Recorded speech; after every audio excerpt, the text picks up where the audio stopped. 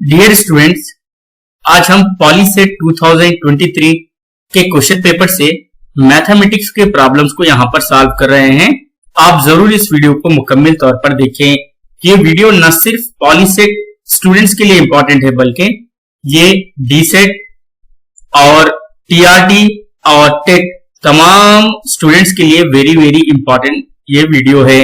आप जरूर इस वीडियो को मुकम्मल तौर पर देखें और इसे अपने दोस्तों को जरूर शेयर करें। तो चलिए, फर्स्ट क्वेश्चन इस तरह है कि देखिए यहां पर पहला क्वेश्चन किस तरीके से दिया गया था।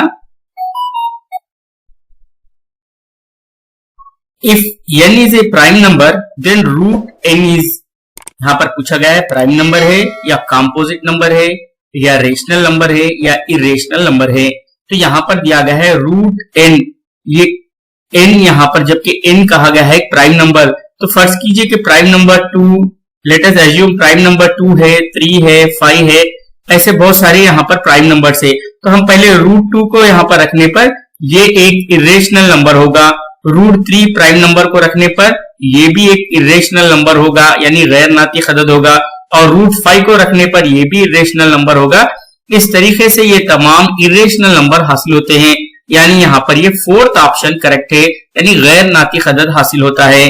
चलिए अब हम दूसरे क्वेश्चन को यहां पर देखेंगे, सेकेंड क्वेश्चन को यहां पर देखेंगे।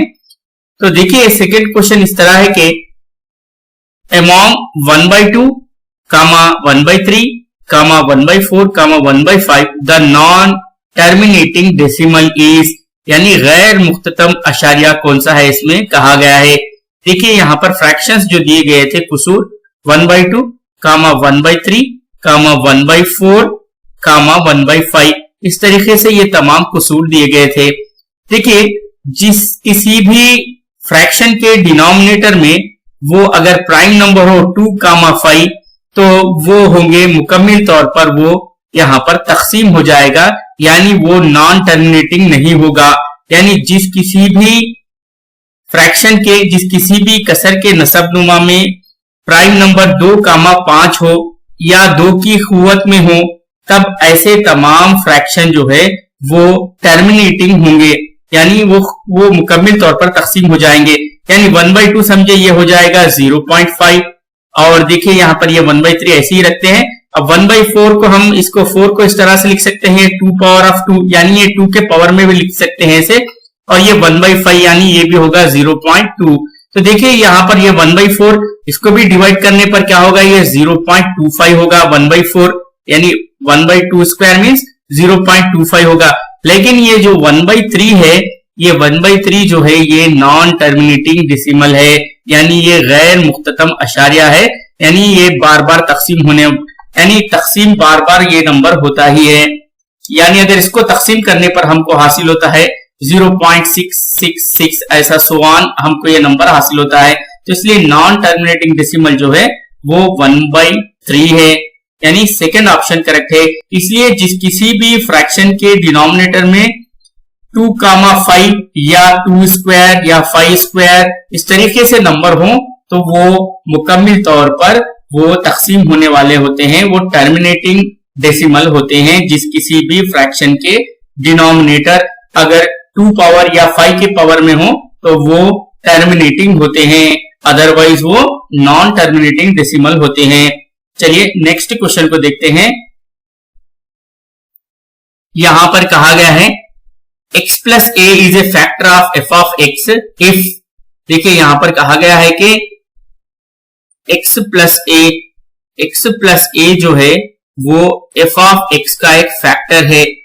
f ऑफ x का फैक्टर का मतलब ये है कि ये f ऑफ x को कंप्लीटली डिवाइड करता है, यानी रिमाइंडर यहां पर 0 हासिल होता है।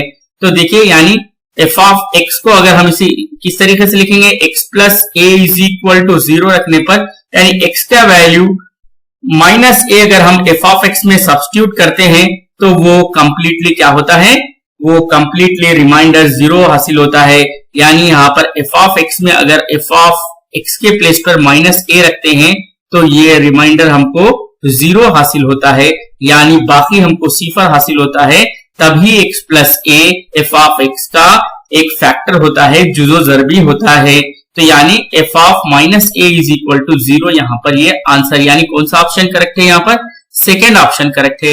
If alpha comma beta are the zeros of a quadratic polynomial then alpha square plus beta square, यानी अल्फा और बीटा एक दो दर्जी मसावात के यहाँ पर सिफर हैं, तब alpha square plus beta square क्या होता है हमको मालूम करना है। देखिए इस प्रॉब्लम को हम किस तरीके से सॉल्व करते हैं। देखिए यहाँ पर जो क्वाड्रेटिक जो पॉलिनोमियल दी गई है वो है a x square plus b x plus c, एक क्वाड्रेटिक पॉलिनोमियल दी गई है। हमको मालूम है कि सम ऑफ द जीरोस यानी सम ऑफ रूट्स बोलो या सम ऑफ द जीरोस जो होता है यानी अल्फा प्लस बीटा रेशो का मजमा जो होता है वो होता है माइनस बी बाई ए, और रेशो का हासिल जरा प्रोडक्ट ऑफ द रूट्स जो होता है वो होता है सी बाई ए। यानी अगर एक यहाँ पर क्वाड्रेटिक पॉलिनोमियल है तब उसके sum of roots minus b by a formula है और प्रोडक्ट ऑफ द रूट का क्या है सी बाई ए। तो हमको क्या फाइंड आउट करना है यहाँ पर alpha square plus beta square, लेकिन हम यहाँ पर इसको ये फॉर्मूला यूज कर सकते हैं alpha plus beta whole square minus 2 into alpha beta. इस फॉर्मूले की मदद से हम इस प्रॉब्लम को सॉल्व कर सकते हैं। अल्फा प्लस बीटा का वैल्यू कितना है minus b by a whole square minus 2 into alpha plus beta का वैल्यू है सी बाई ए, तो ये आंसर होगा b square by a square minus 2 c by a. इसका अगर हम एलसीएम लेते हैं यहाँ पर एलसीएम क्या हासिल होता है ए स्क्वायर हासिल होता है हमको एलसीएम, ए स्क्वायर एलसीएम है तो ऊपर न्यूमरेटर में क्या आएगा बी स्क्वायर माइनस ए स्क्वायर से यानी ए कैंसिल यहाँ पर 2ac आएगा। तो हम इसे इस तरीके से भी लिख सकते हैं 1 by a square into b square minus 2ac, यानी कौन सा ऑप्शन है देखिए यहाँ पर ये थर्ड ऑप्शन यहाँ पर करेक्ट है 1 by a square into b square minus 2ac। इस तरीके से इस प्रॉब्लम को सॉल्व करना चाहिए। चलिए नेक्स्ट क्वेश्चन को देखेंगे यहाँ पर if 5x plus py plus 8 is equal to 0 and 10x plus 15y plus 12 is equal to 0 has no solution। यहाँ पर no solution कहा गया है तब p का वैल्यू फाइंड आउट करना है, यानी इसका कोई हल नहीं है इन दोनों लीनियर इक्वेशंस का, यानी ये खती मसावत का ये दो खती मसावत जो दी गई हैं इनका कोई हल सेट नहीं है।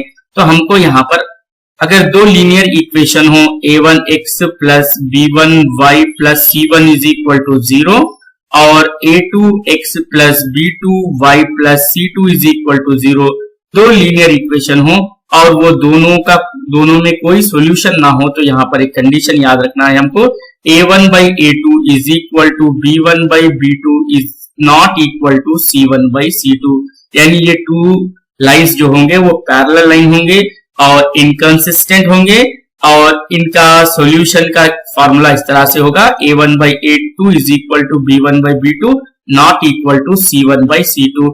इस फॉर्मूले की हेल्प से हम p का वैल्यू फाइंड आउट कर सकते हैं। फर्स्ट लीनियर इक्वेशन जो दी गई है वो है यहाँ पर 5x plus py plus 8 is equal to 0 और यानी ये a1 ये इस तरीके से b1 और ये c1, और सेकेंड जो लीनियर इक्वेशन जो दी गई है वो 8x plus 15y plus 12 is equal to 0, यानी ये a2 ये b2 और ये c2। अब हम लेंगे a1 by a2 is equal to b1 by b2, क्योंकि कहा गया है कि इनके दरमियान कोई सॉल्यूशन नहीं है, यानी 5 by 10 is equal to p by 15। चलिए इसे क्रिस क्रॉस मल्टीप्लाई करने पर होगा 5 into 15 is equal to 10 into p, यानी 5 1 जा 5 2 जा, यानी 2p इज इक्वल टू 15, तो p इज इक्वल टू होगा 15 बाई 2। इसे हम फास्ट अगर करते हैं तो ये बहुत ही कम वक्त में सॉल्व होगा, तो ये यहाँ पर आपको डिटेल में बताया गया है, लेकिन अब आप इसे बहुत ही शॉर्ट वे में भी कर सकते हैं। तो इस तरीके से p का वैल्यू 15 बाई 2 यानी फर्स्ट ऑप्शन करेक्ट है।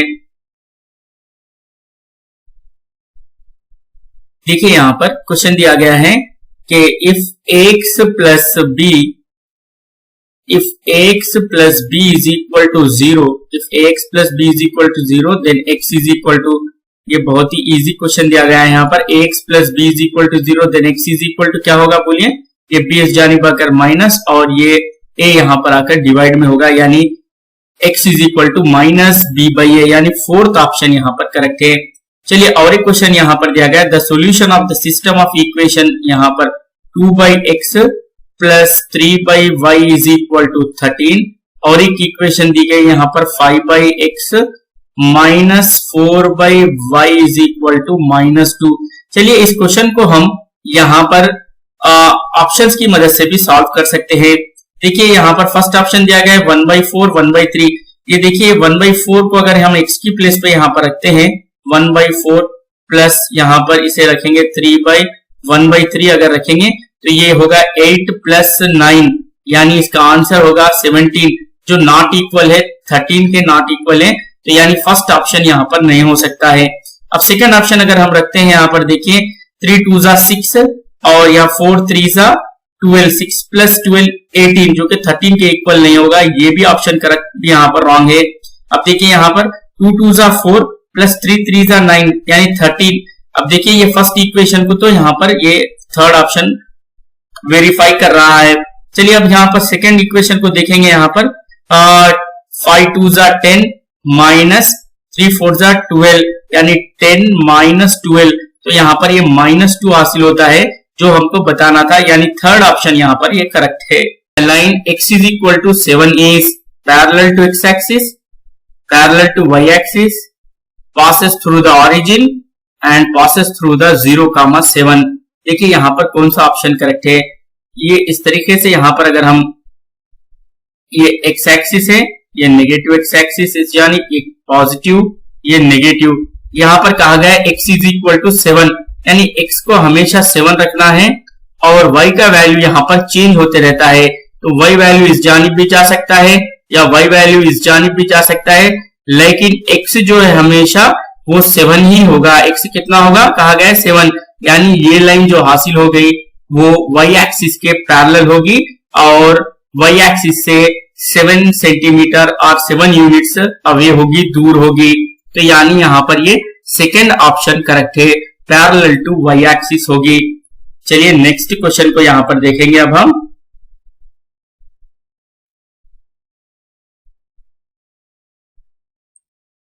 To lines 2x plus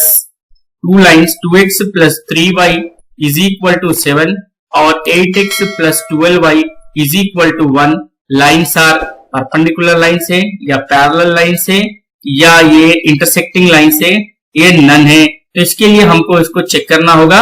a1/a2, b1/b2 और c1/c2 चेक करेंगे। यहाँ पर देखिए a1/a2 यानी 2/8 और b1/b2 यानी 3/12 और c1/c2 यानी -7/-1। तो देखिए यहाँ पर 1 2 1 2 2 4 12 3 1 3 3 4 12 यहाँ पर, और ये माइनस कैंसिल 7/1, यानी ये हो रहा है a1/a2 is equal to b1/b2 is not equal to c1/c2, यानी ये लाइंस होंगे पैरेलल लाइंस होंगे, यानी ये नो सॉल्यूशन होगा, यानी सेकेंड ऑप्शन यहाँ पर करेक्ट है। अभी थोड़ी देर पहले हमने कहा था कि अगर a1/a2 is equal to b1/b2 and not equal to c1/c2 then lines are parallel, यानी यहाँ पर ये सेकेंड ऑप्शन करेक्ट है। तो डियर स्टूडेंट्स, यहाँ पर ये पार्ट 1 पेश किया गया है पॉलीसेट के, और क्वेश्चंस को हम नेक्स्ट वीडियो में पेश करेंगे। आप जरूर हमारे चैनल को सब्सक्राइब करें और जरूर लाइक करें ताकि हमारी हिम्मत अफजाई हो। Thank you.